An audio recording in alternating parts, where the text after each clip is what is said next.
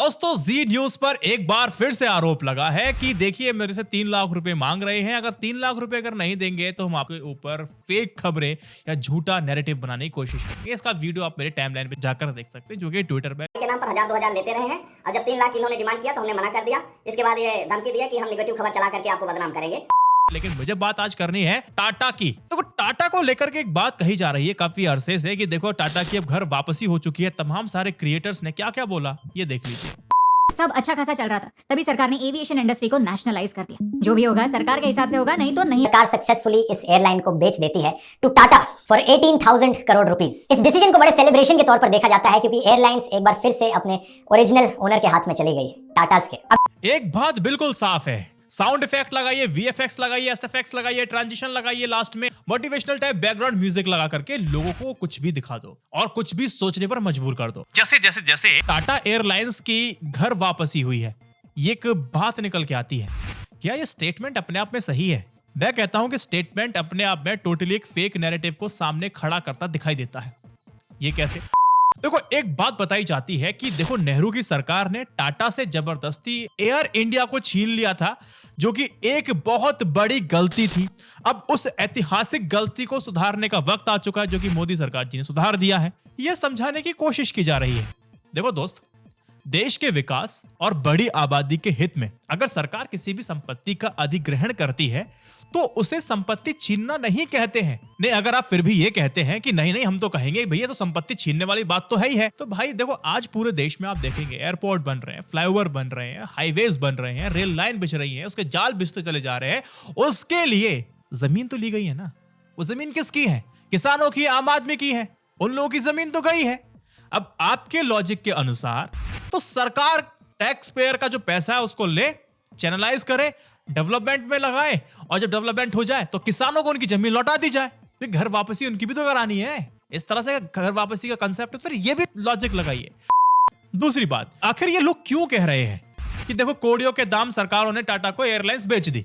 अब इसके पीछे का लॉजिक समझ लीजिए, जो तर्क है। देखो एयर इंडिया के पास गिने चुने जहाज थे और चुनिंदा रूट्स पर ही वो जहाज जाकर के लौटते थे, उड़ते थे, और उसे भारत सरकार ने ले लिया और लाखों करोड़ों रुपए के निवेश से उसे एक अंतरराष्ट्रीय ब्रांड बना दिया।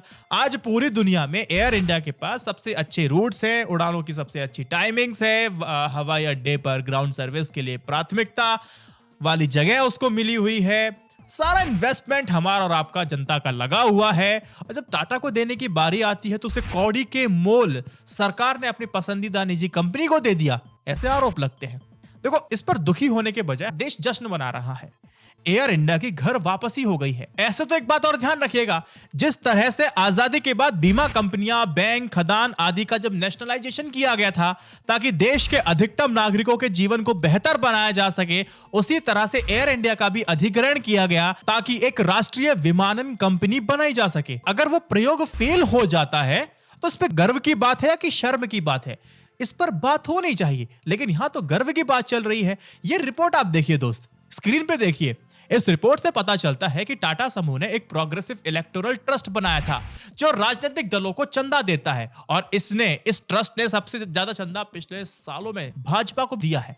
कम से कम एक साल 2018-19 में भाजपा को मिले चंदे में सबसे बड़ा हिस्सा इसी इलेक्टोरल ट्रस्ट के चंदे का था। Crystal clear?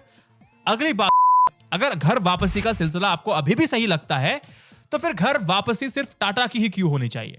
फिर तो घर वापसी एलआईसी वगैरह जितने भी छोटे छोटे मिला करके जो नेशनलाइज किया गया था उनकी घर वापसी कराइए। जब एयर इंडिया को नेशनलाइज किया गया तो उस वक्त 12 से भी ज्यादा इंश्योरेंस कंपनी को मिला करके एक बहुत बड़ी जीवन बीमा निगम बनाया गया।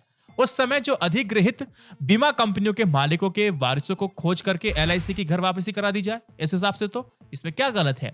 इंदिरा गांधी ने जब बहुत सारे बैंकों को नेशनलाइज किया गया था तो उन बैंक नेशनलाइजेशन में खदानों का भी राष्ट्रीयकरण किया गया था। तो क्या फिर हम ये कहें कि क्या बैंकों और खदानों के पुराने मालिकों को खोज करके सरकारी बैंक और खदान उनके वारिसों को सौंप दिए जाए, घर वापसी इनकी भी करा दी जाए? सड़क, एक्सप्रेसवे, फ्लाईओवर, रेल लाइन के लिए किसानों की जमीन छीनी जा रही है। विकास के नाम पर आदिवासियों को जंगल से उजाड़ा जा रहा है। खनन के लिए पहाड़ और जंगल छीने जा रहे हैं। लेकिन यह सब देश को मजबूत बनाने के लिए हो रहा है। लेकिन टाटा समूह की एयरलाइन सरकार ने ले ली थी तो वह देश के विकास के लिए नहीं था बल्कि छीनी गई थी और अब उसकी घर वापसी हुई है। हद शर्म की बात है। अगर दोस्त आपके लॉजिक के हिसाब से ना अगर सबकी घर वापसी कराने लगेंगे ना तो पूरा चमन उजड़ जाएगा मेरे भाई। और घर वापसी वाला जो आप कंसेप्ट लेके आ रहे हैं वो गलत है।